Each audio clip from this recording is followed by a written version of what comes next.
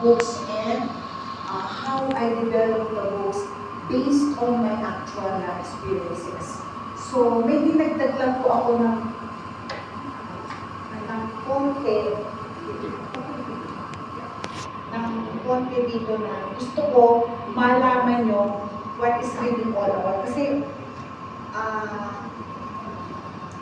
based on my experience, may mga natuturo ko ng reading na, ano ba?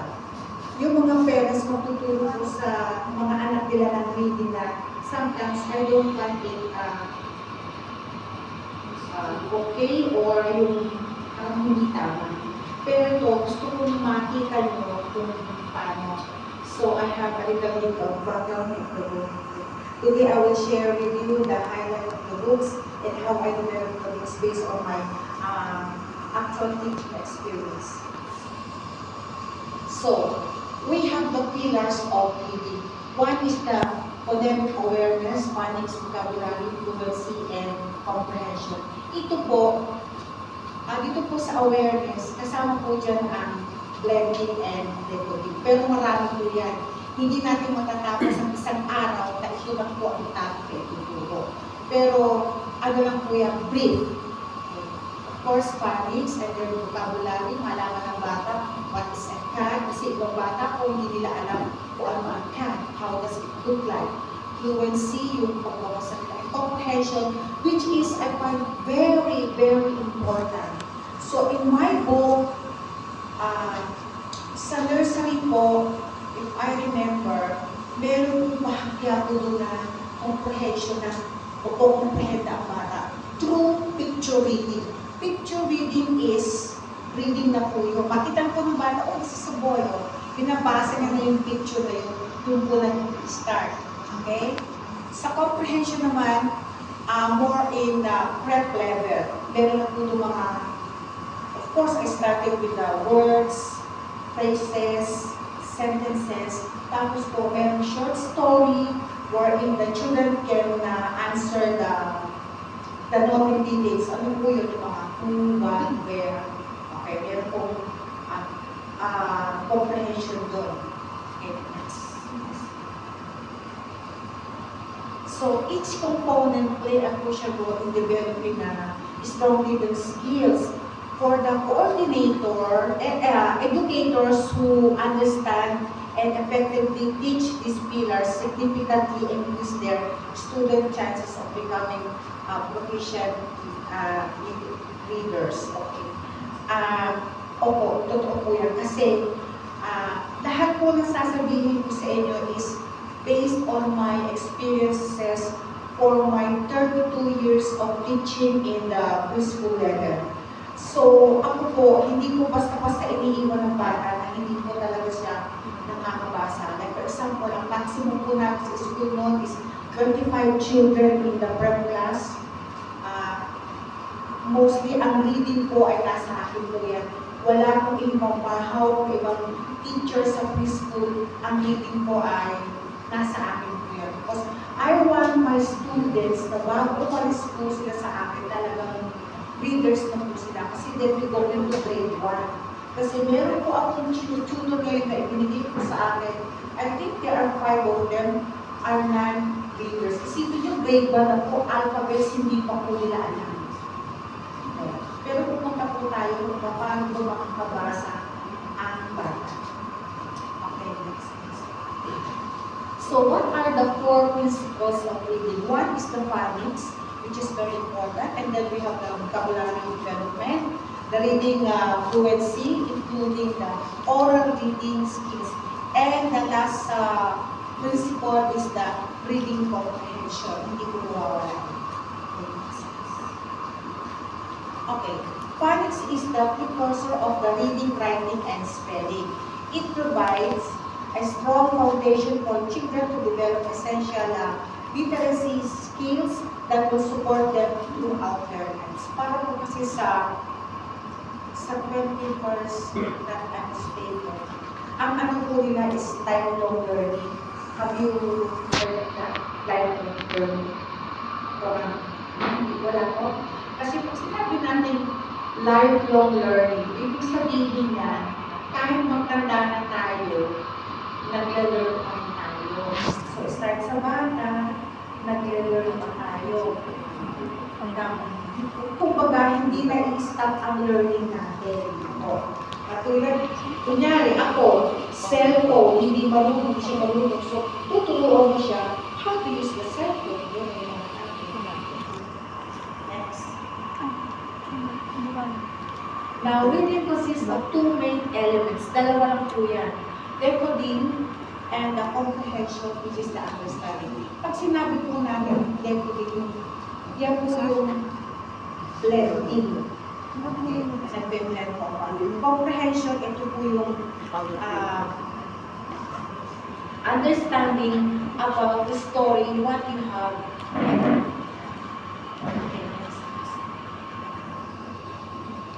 Okay.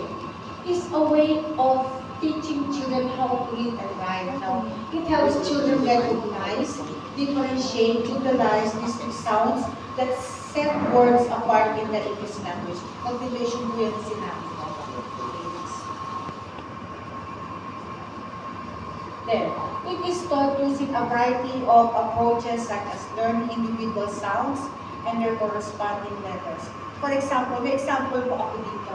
The word cat. Okay. Yung iba ko kung basahin po ng cat. Ako po hindi naman sa pagmamalaki ng estudyante ko po nagdaan sa akin, they can distinguish the sounds, for example. Kasi ang medyo may confusing sound dyan. The sound of A, which is A. The sound of letter O is O. The sound of letter O is O. Yung iba po dyan, tinuturo, lalo na kung magulang po, O. Okay. Now, how will you read the word B-U-G? Kasi meron po ako na-encounter na ganyan mga bata. Teacher, book ko lang. What? Iba po, kasi mali na po ang naituro. Okay, yun po.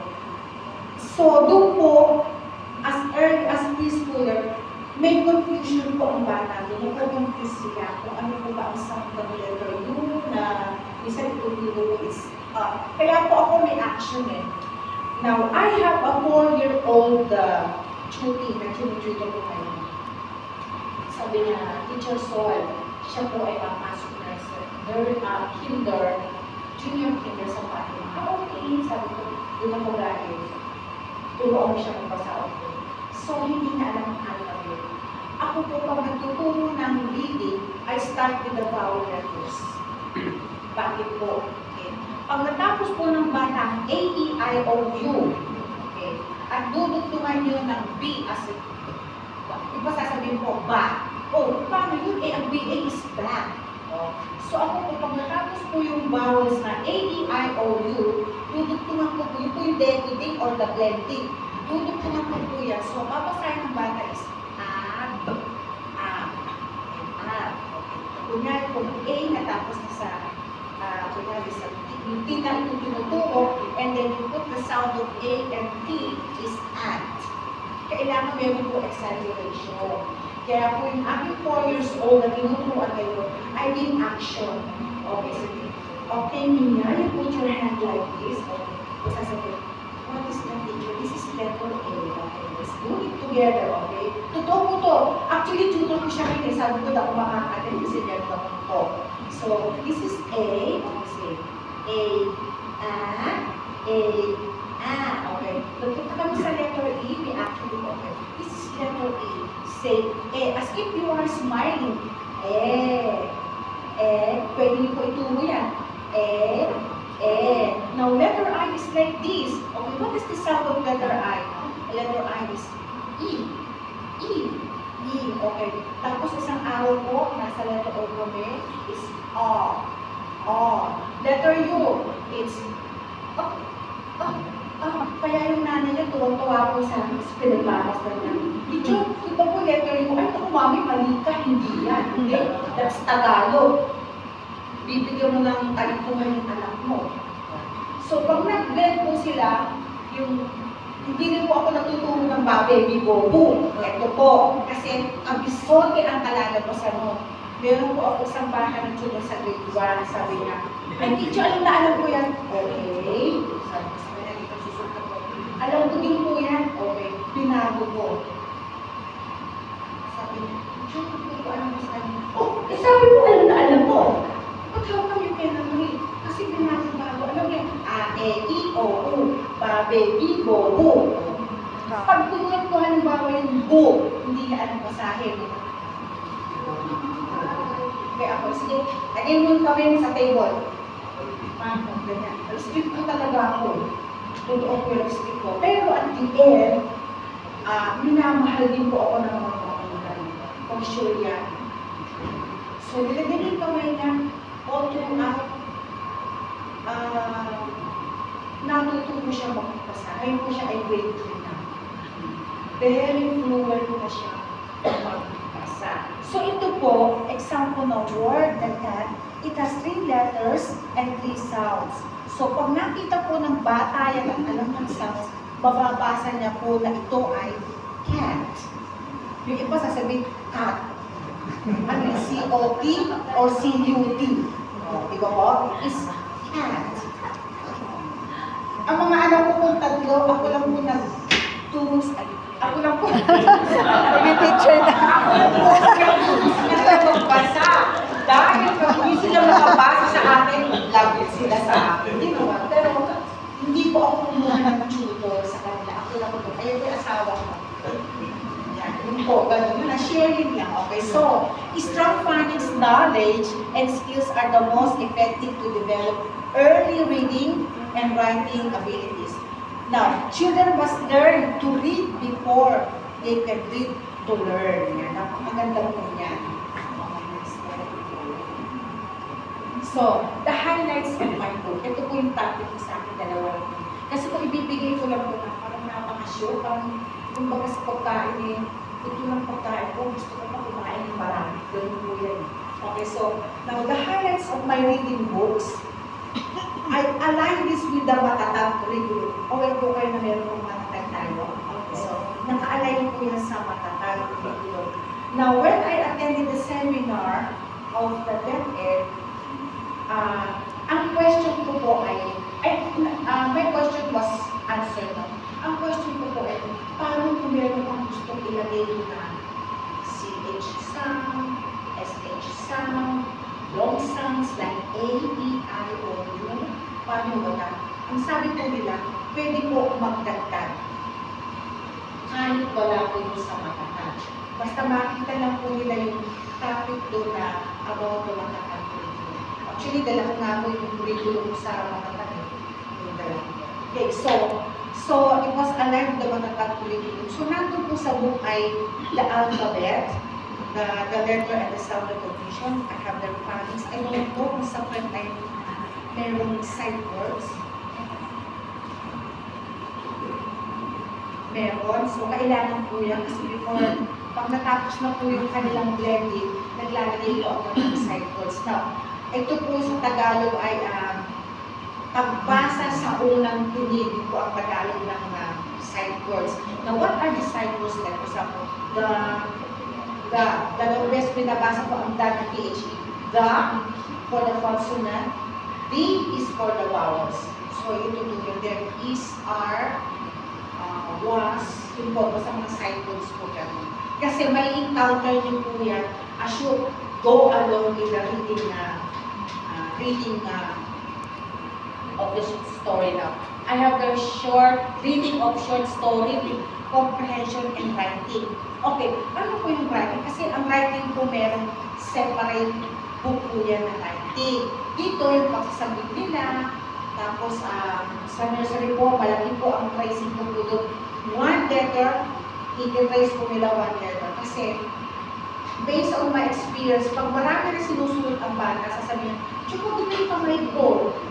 So, one lang. Hindi, totoo po yun.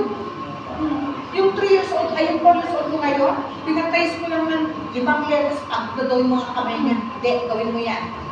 Ginagawa naman. Okay, ginagawa. Ganyan po ako na, ganyan po ako maging nakatawa.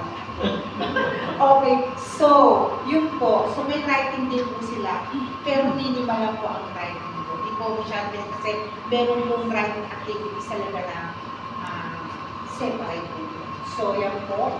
Ito lang po yung mga now, how I develop the books? How I develop the books based on my actual experience. Now, first na-develop ko yung books, sabi ko nga sa inyo kanina, I was so inspired in doing the books, not only for the one, of course, kasama inspired ako na a dream come true, and there are some people who gave me, as I was writing the books, who gave me parang naging inspiration ko. Of course, my family set aside nila, but my friends who I talk with, yun po.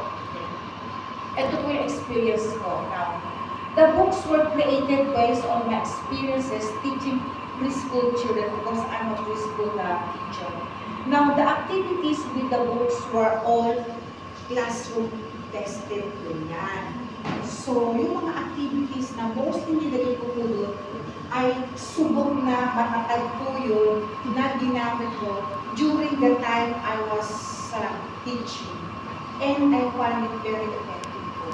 Yun. So, ayan, during my time, teacher incorporating techniques and I developed a reading with them. Now, I have the identification and recognition of both letters and sounds, which I believe are the most important, are key. Now, for me, it's a must for the student to learn both the letters and their corresponding sounds. Now, first, I introduce the letters and then read the sounds. Hindi lang po ganun letter, this is letter A, letter A. Tignan mo, letter A. So, hindi lang po ganun ang letter. Sometimes, nagpo-compose po ako ng mga kanta about letter A. Then, bago tutulong sa kanila. Of course, with motivation, hindi lang po naturo. Ito, letter A ito ha. Children, remember, this is letter A. What letter is this? Hindi po diretso. So, wala akong, kumbaga, bored po ang bata, lalo na po sa mga preschoolers pag gano'n naturo. And then, I give the sound. Of course, meron pong corresponding pictures yun. O, minsan, gaya ngayon, kasi nung araw, chart ang ginagamit during the traditional time. Okay, nakabutan niyo po yun. Ako, nakabutan. Okay. Sabi ko, ako ang pinakamatanda dito. Opo, chart or sometimes yung mga old calendars, lalagyan nyo ng drawing. Okay. Ako po, ang gamit po namin sa school is medyo modern na. TV. Okay. Sayang nga po ako nakapag-prepare ng kanta, pero ngayon lahat kayo tatayo. Kung may kanta ko, lahat kayo tatayo. Wala akong mauupo. Ayaw po, tatayo kayo na kaya na wala. Siguro next time. So, yun po, with the okay, knowing the letters and their corresponding sounds greatly aids children's learning, and I have personally tested this method.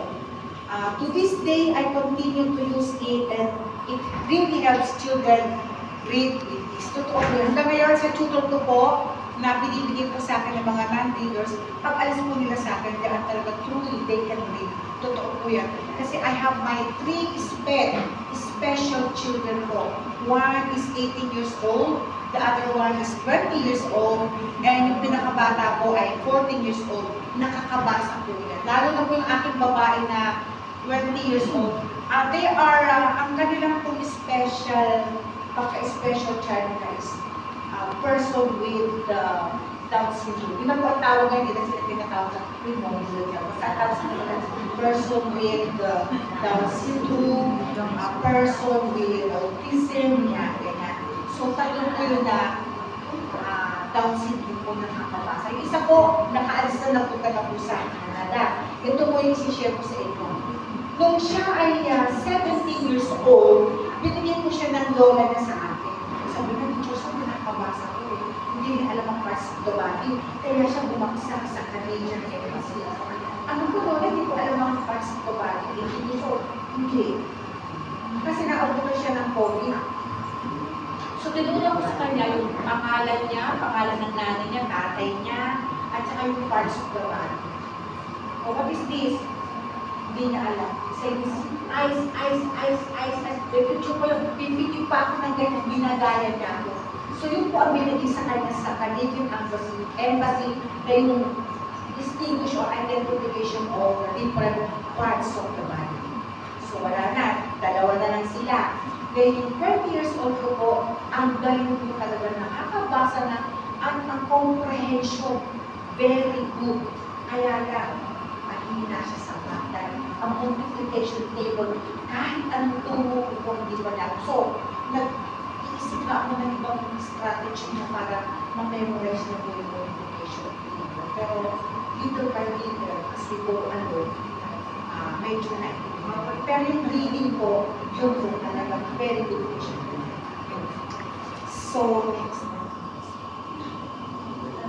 Now, I find this method simple and easy, and I'm already proud of what I have achieved. Talagang very proud mo ako talaga.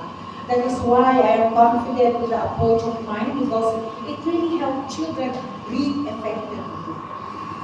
So those are based on my experience. Now, this method enables a child to read exceptionally well. I have been using this approach in my tutorial session. Meron po akong tutorial Meron pong face-to-face na napupunta po sa akin. I have a small place for my children. Kasi nung pagkakit ka na sa akin. Ako po, I really love teaching. Yan po yan talaga. Kaya sabi nila doon sa kaibigan ko, so ilang taon ka na? Sasabihin ko yung age. Pero hindi ko sasabihin sa inyo. Ano, secret yan sasabihin nila, talaga? Parang ano lang? O sabi nila, okay. Kasi, pagkasama ko, may kasama ko akong bata, happy po ako. Happy ko pala. Ewan ko hindi ko alam kung bakit. Ang mother ko, hindi ko siya masyadong talaga. Uy, ikaw naman, so nasabi mo, hindi, uuwi naman. So, hindi ko siya kawawa ko ayun. Basta sa akin, I love children. I really love children. So, yun po. May tutorial po ako. Meron po ako din house service. Pumupunta po ako sa kanila. Pero sa kanila ako kasama ko. So, okay. So, ito po, this is my last slide for you now. For me, reading is fun. Why? Because the more you read, the more you discover. The more you learn, the more further you will go. Correct? Di ba po? Okay. Thank you so much for listening. I'm glad to be with you this morning. Thank you. God bless us all.